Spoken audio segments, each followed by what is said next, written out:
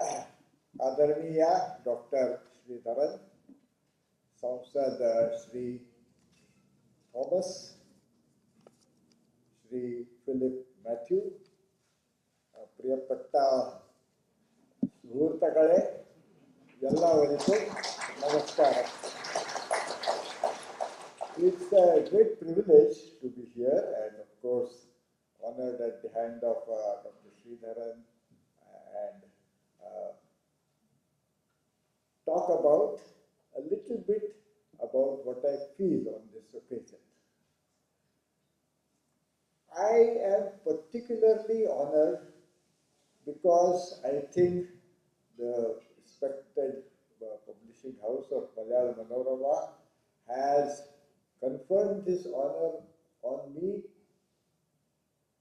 because of the people who obviously seem to value whatever I have been seeing. So it is okay. The President of India may honor you and the science academies may honor you, but to me the greatest honor is to be honored by the people of my country.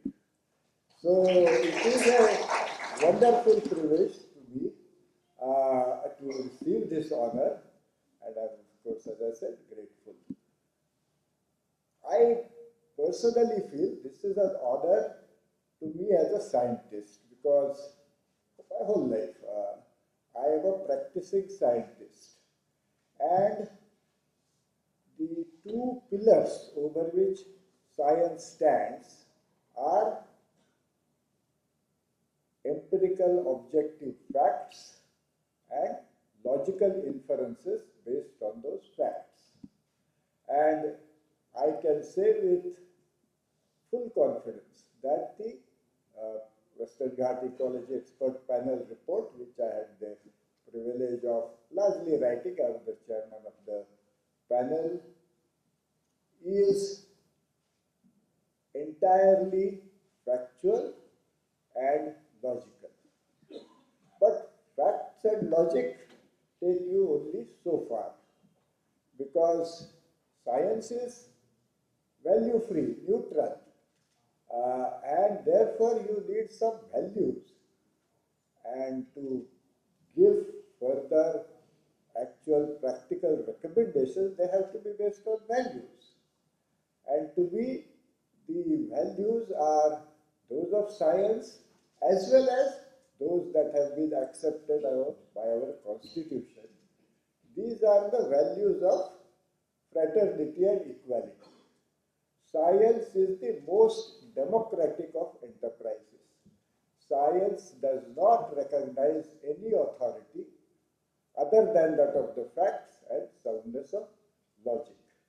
And our report has been faulted, but if you look at all the criticism, nobody has ever pointed out a single error of fact or single illogicality in there. Nobody has ever said that people have said, but that is based on deliberate distortion. But nobody has been able to say that there is anything in that report, if they are truthfully talking about it, that is contrary to our own constitution and contrary to the various acts passed by our own parliament and legislative assemblies. So it is, as I said, based on these values, which are both values of science and values of our democratic constitution.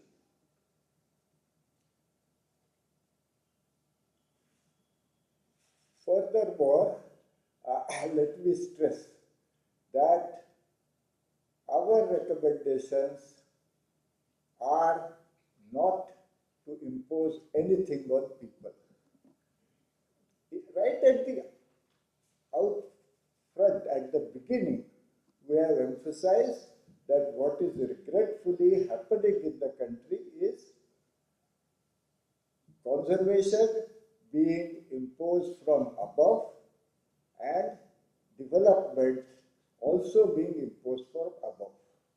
And to my mind, this is completely unacceptable in this country whose constitution start off talking about we the sovereign people of India.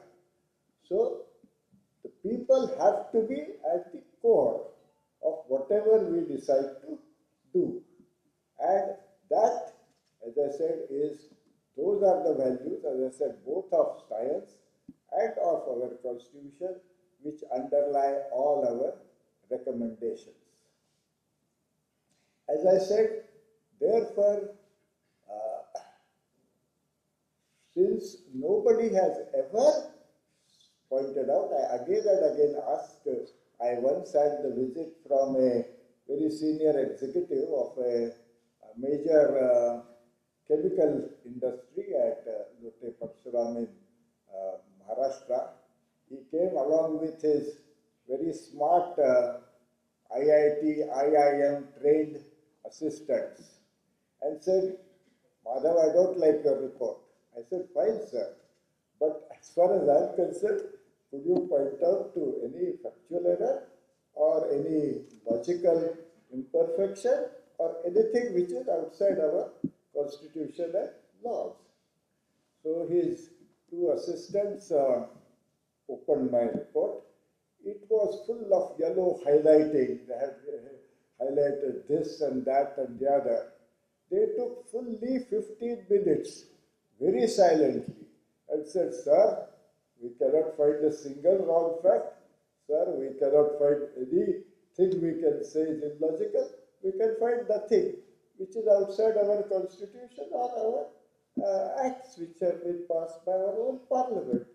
So I said, sir, whether you like it or not, that is of course your choice. It is not for me to say, but I can say that as far as I am concerned, I have done what needed to be done. Nothing more and nothing less. So, as I said, now of course it takes time. There are a whole lot of interests which go various ways, and many people said, after you submitted your report, you have done your job, the government has rejected it, in fact tried to suppress it, against which both the Central Information Commissioner and Delhi High Court have very strong strictures to the government why you very improperly attempted to suppress this report. But still, I mean, it was clear that it will not be immediately accepted, and I never expected that it will be immediately accepted. These are things when you, as I said, have such strong vested interests acting on our society. Unfortunately, it is one of the most inequitable societies in the whole world. I mean, there is, all our statistics tells us that the gap between the haves, the wealthy, and the have-nots is higher in India than anywhere else in the world. So in such a divided society, it was bound to be that it is not going to be immediately accepted. What has happened is in a way tragic. But as we had said, and it is obviously becoming clearer and clearer day by day, the world is changing rapidly, and changing because of what we, all of us are beginning to agree is something we must be concerned with, warming of the earth. And warming of the earth has impacts which scientists cannot predict with any great certainty, but one type of clear prediction emerges. That is to say, on this warmer earth, frequency of extreme events will be greater than ever before. So there will be extremely high rainfall events as well as perhaps extremely long droughts. And there will be extremely high temperatures as well as perhaps extremely low cold periods. These extremes are going to increase, and this has been creeping on us. India has a particular susceptibility in this warming earth because apart from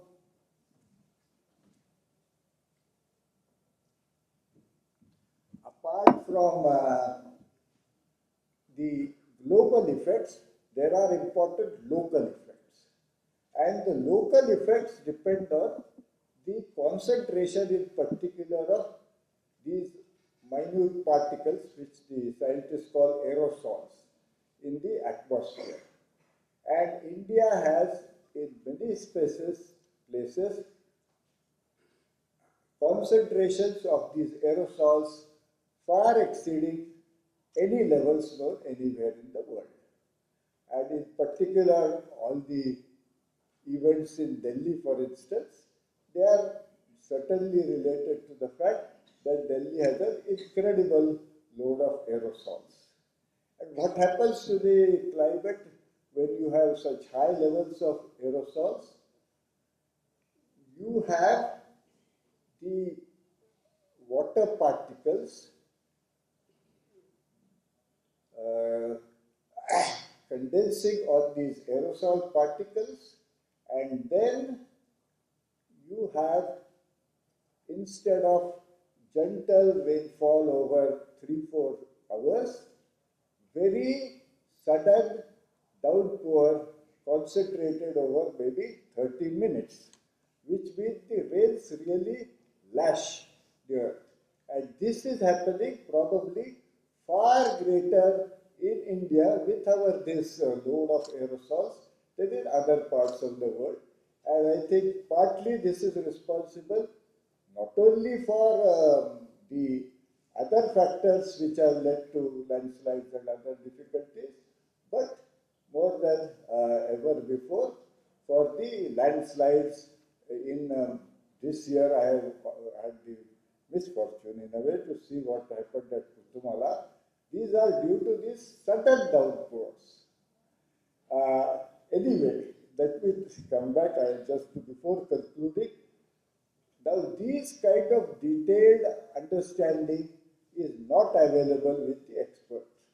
And I don't want to go into too many details, but Government of Goa asked me to look at 75 environmental impact assessments accepted by the government.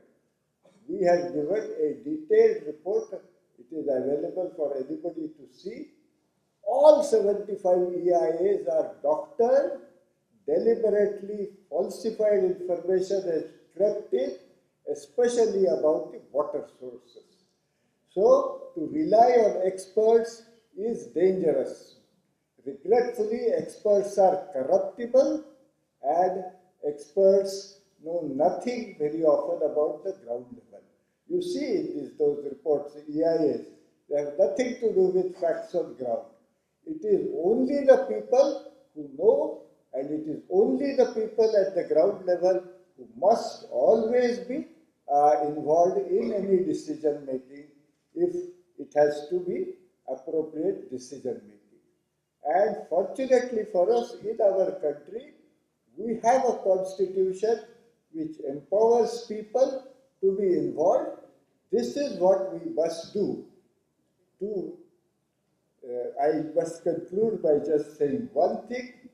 The government of Kerala actually is the most progressive government in the country, because it was here that democratic revolution has gone farthest.